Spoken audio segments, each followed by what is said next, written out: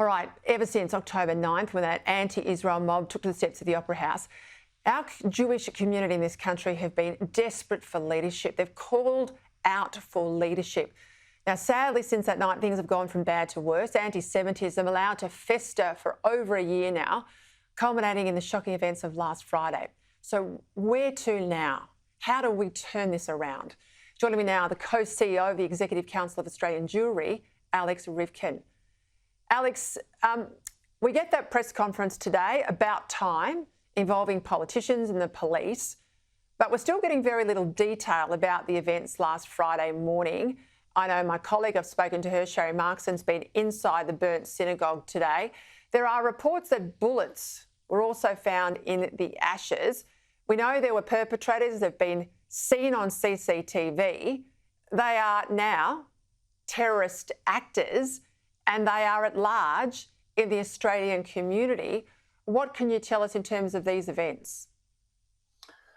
Well, basically what you've reported there, Peter, we know at this stage, we're hearing that there's 3 suspects, but further details aren't being revealed. We have heard that there was a bullet or bullet casing found at the scene. There was extensive damage, obviously, to the synagogue, to the premises. There were 2 individuals inside. Orthodox Jews tend to come to synagogue very early in the morning to do their prayers before they go to work. It's a miracle that there weren't more people there and that nobody was killed. This is clearly an act, at the very least, a despicable hate crime intended to terrorize our community, and at worst, it's an act of terror. It took the Prime Minister a long time to, I think, come to that realization, which is really typical of his approach to this issue for 14 months now. But the community is clear as to what's happening to us. We're clear as to the exclusion that we're feeling in society. We're clear as to the fact that Jews are being pushed out of professions, are feeling unsafe in their place of worship, in their homes, in their schools. And the fact that we are where we are in Australia in this time, this is not a Jewish concern. This is something that is a blight on our freedom and our democracy and our multiculturalism in this country.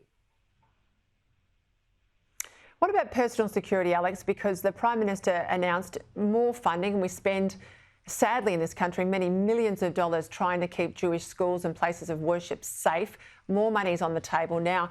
But calls from the opposition to allow Jewish institutions the flexibility of armed guards. The Prime Minister says you can't use that money for armed guards. How does your organisation, your community feel about that? Well, no Jewish Australian wishes to see schools looking like penitentiaries and kindergartens requiring guards, some of them armed, standing out the front of those institutions. These are places that want to welcome people. Synagogues, for those who have been into a synagogue, are warm, embracing, welcoming places. They're places of song and solemn reflection and tradition and joy and celebration. We want to welcome people.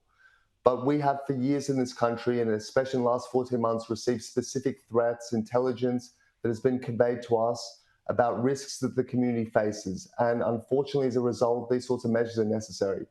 But the fact that after this assault on a synagogue, an assault on all of us, the solution that's proposed is higher walls, more fences, more guards. It's an indictment on this society that this is necessary. And the fact that it's been allowed to come to this. It's so predictable. We've seen this progression. You mentioned the Opera House steps where they were burning flags. They went from burning flags to burning elected offices to burning cars and now burning synagogues. Anyone could have seen this could happen. And the fact that it's been allowed to happen, the fact that we as a community have been crying out for meaningful reform, for leadership for 14 months, and this has been allowed to happen. The fact that a community of proud Australians whose roots are traced back to the First Fleet, who are loyal to this country, who love this country, are having to be fearful and question their future in this society. It's an immense failure of government. We've had over 300% increase in incidents in the past year, and this government has presided over that, and it requires action. That's why we've called for meaningful action, to move beyond words, to actually do something to solve this crisis.